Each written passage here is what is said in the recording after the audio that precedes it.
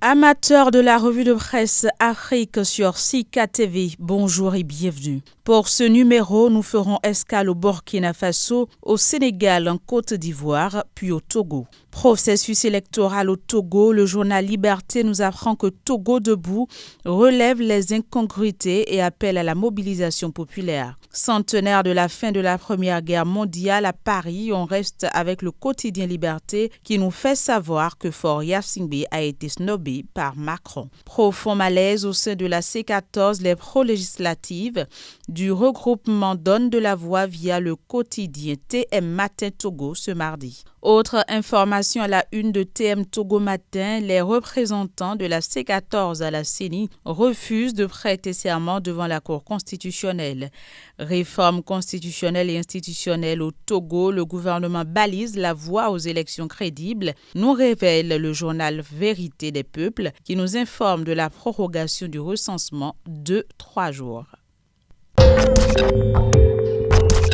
Le point de l'actualité au Sénégal à présent. Mise à disposition du fichier électoral, l'opposition dénonce le bluff du ministère en première page du journal Walf quotidien ce jour. Vox Populi s'est aussi penché sur le sujet. Ainsi, le fichier électoral divise plus que jamais, écrit le journal Vox Populi en gros titre. Pacte mondial pour l'environnement, le journal Le Soleil informe ses lecteurs que Macky Sall prône un dialogue sincère avec les États réticents.